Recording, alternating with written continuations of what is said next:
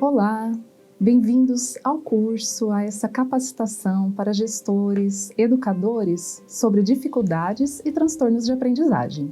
Eu me chamo Aline Mori Ferreira, sou graduada em Letras, em Pedagogia, tenho especializações na área da educação, em ética, valores e cidadania na escola, assim como em psicopedagogia, tanto clínica quanto institucional.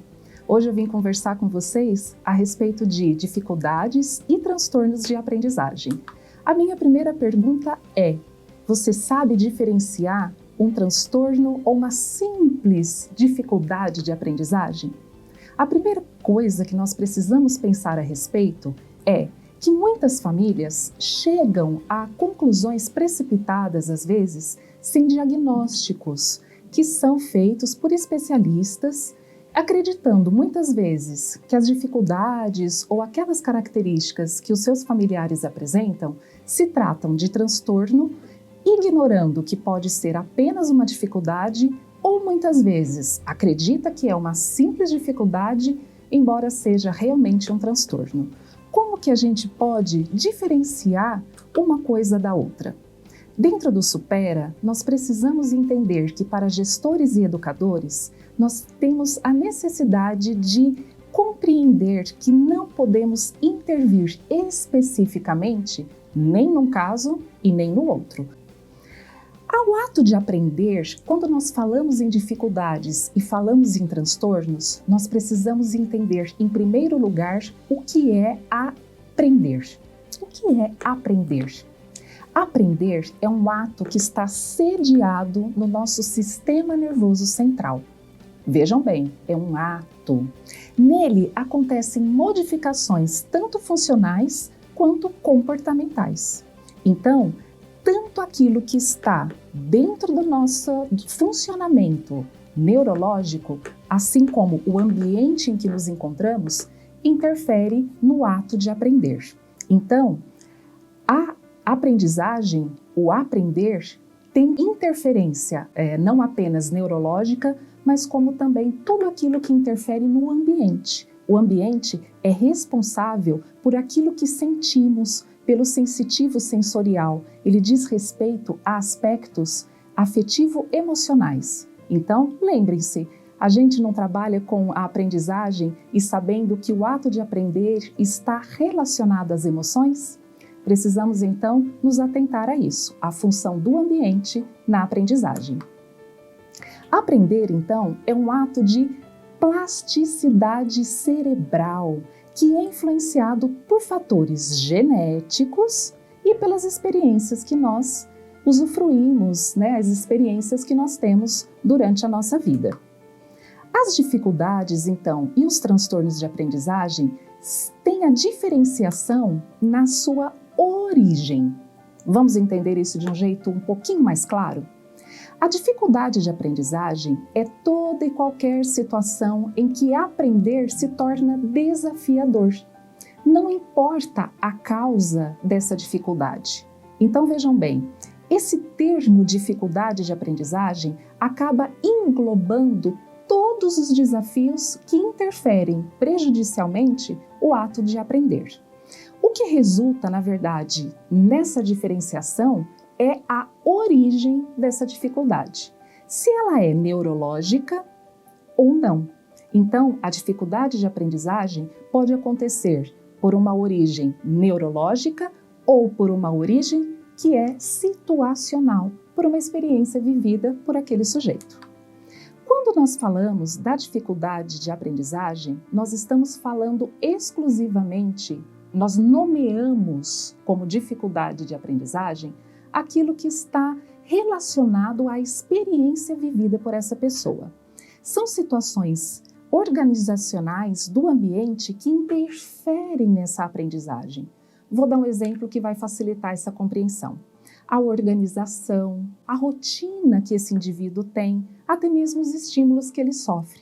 A dificuldade de aprendizagem, então, quando falamos de dificuldade que não é um transtorno, é uma dificuldade de aprendizagem, está relacionada ao ambiente, aos estímulos ou seja, as experiências vividas por essa pessoa, por esse sujeito, ok?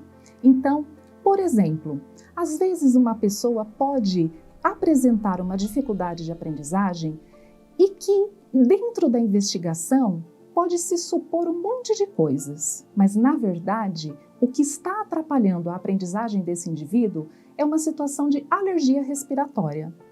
Aline, mas o que isso tem a ver com o ato de aprender? Tudo. Sabe por quê? Porque quem respira mal por alergia ou outro tipo de situação acaba dormindo mal.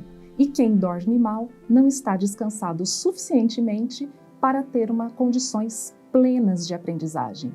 Então, às vezes, a dificuldade de aprendizagem se apresenta por isso, ou por outro motivo. Muitas vezes, aquele sujeito necessita de óculos de grau para enxergar e ainda não sabe disso. Então, ele acaba apresentando dificuldades, necessidades diferenciadas de aprendizagem, mas não por uma questão neurológica, mas simplesmente por uma situação no ambiente dessa experiência vivida e que necessita realmente de intervenção apenas no uso de um óculos. Essas, então, são as dificuldades de aprendizagem. Agora, o transtorno de aprendizagem, ele já é uma coisa completamente diferente.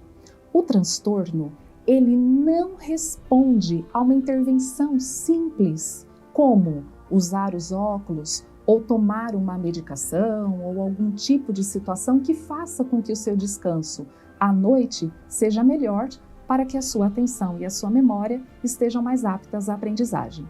O transtorno de aprendizagem não tem cura, mas tem uma questão que monitora as suas dificuldades. Então, a sua origem não é de ambiente, mas sim neurológica. Então, ele necessita de acompanhamento constante, especializado de neurologistas, neuropsicólogos, fonoaudiólogos, porque não tem cura, mas tem manutenção, ok? Então, lembrando, dificuldade de aprendizagem responde a intervenções simples, mas que precisam ser investigadas e replanejadas. Os transtornos de aprendizagem, não. Ele não vai responder a questões que vão resolver definitivamente a sua dificuldade. Pelo contrário, ele vai precisar monitorar constantemente a sua aprendizagem e as suas questões para satisfazer e suprir as suas dificuldades. Então, os transtornos de aprendizagem apresentam comprometimentos importantes com relação ao rendimento esperado para a faixa etária daquele indivíduo, assim como para a fase do desenvolvimento em que ele se encontra. O seu QI também apresenta diferenciação e assim a escolaridade como uma consequência, comprometimento na leitura, na escrita e também na área da matemática. Tudo aparenta lesões neurológicas que podem ser compensadas pela neuroplasticidade, mas não resolvidas, assim como nós vimos quando falamos sobre dificuldades de aprendizagem e não apenas de transtornos, ok? Então, tudo que nós precisamos entender são que as inadequações no desenvolvimento caracterizam, transtornos específicos de aprendizagem.